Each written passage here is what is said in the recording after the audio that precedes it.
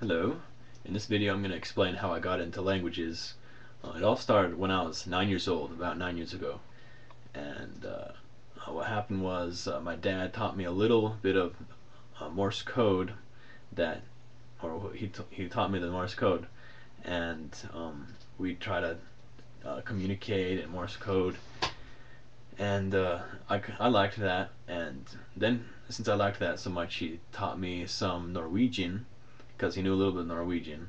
And so he taught me some Norwegian, and we'd talk in Norwegian or say things that we could say. I felt proud of myself. I felt so cool to be able to talk in a different way.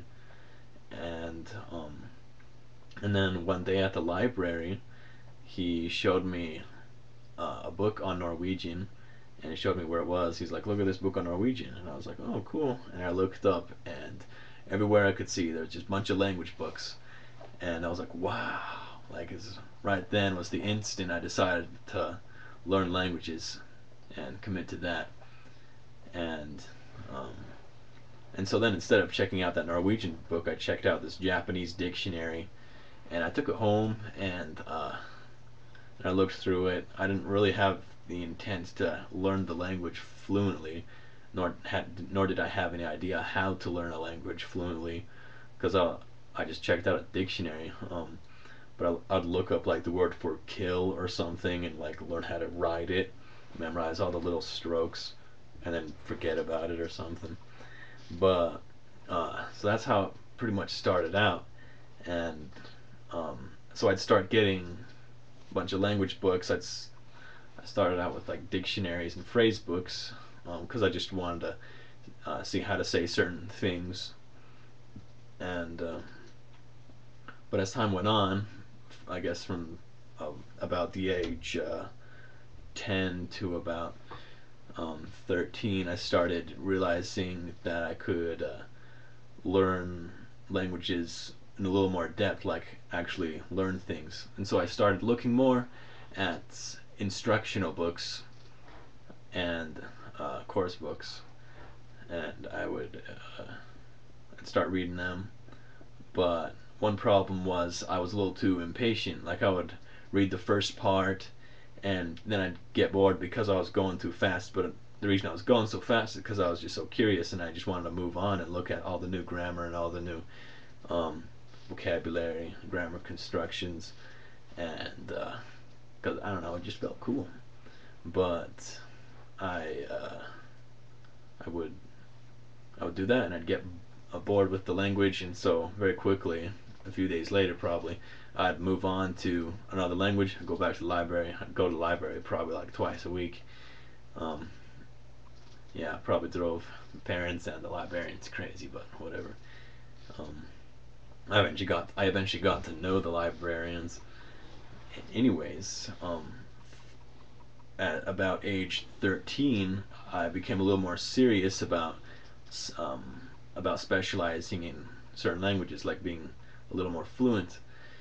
And I started because I had known a little bit of French because I had a book on French, and I just read through the first part and thought it was interesting, and I felt like I was pretty good at it. I mean, now I look back and I was like, wow, I didn't know anything.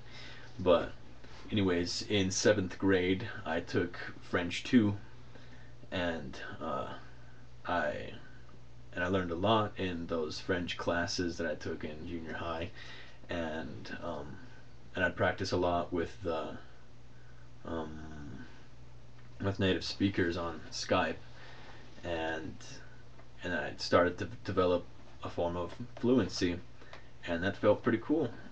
It felt pretty good that I knew another language pretty well, and then I could um, communicate a lot of things in that language. And and then as time went on, later in junior high, early in high school, started really becoming a little more serious about developing methods for learning languages, like developing my own method. Um, it's gone a lot of places. For a lot of the time, I would just read through books. I have a big bookshelf full of all these uh, language books, but I really haven't finished very many of them because I just wasn't good with just learning from a book. I got really impatient, And so then I guess then was the time that I decided that I should try and learn languages without books. See, I went, I guess, in and out of this idea of learning it without books, um, like the sophomore and junior year of high school. I decided to try and just learn from context, like purely out of context, or just purely in context. Like I would just purely listen to things, or purely talk to people in that language, and read things purely in the language. And that was good for a few things, but I really didn't get the vocabulary I wanted. So a little earlier this year, I decided to develop a method where I would intake tons of vocabulary and try to find ways to remember it.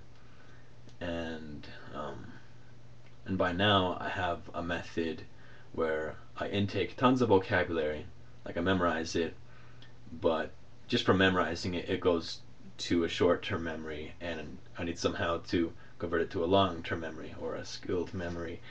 And I would, and now what I do is I memorize all these words, and maybe the words come from a book, or maybe they're from a standard list of vocabulary that I made and translated. So I'd memorize all these words, and then I'd talk to native speakers, and that's really where the learning comes in. Memorizing the words is just a big, it's like a something to work from. Like I would talk to the native speakers. See, before, when I had my idea of learning solely from context, like I would talk to native speakers, and then I realized, wait, I don't have anything to like work from because I can't understand anything they're saying. But see, now I have a way where I can try and communicate things, and I can actually understand preliminarily some of what they're saying to me, and uh, and I actually have something to work with, and I can correct any mistakes from the list that's in my memory. I could learn all like more colloquial pronunciations for these words and more colloquial grammar constructions. Like for example, when I was learning Turkish, this was before I had my idea of mass vocabulary intake. I would just talk to a bunch of Turks. I had already known a little bit of Turkish, but anyways, I would talk to some Turks a lot on Skype, and I learned a lot of things from them that I would never learn in any book or instructional thing.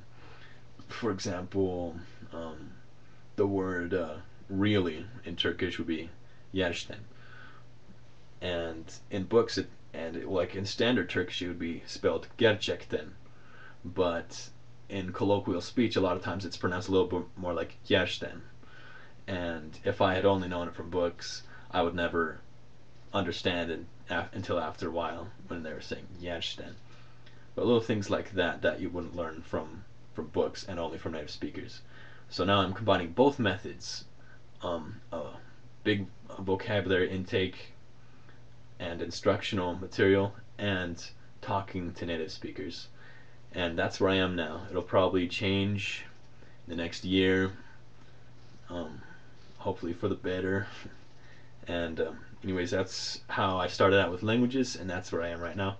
That's my little history. All right, thank you for watching.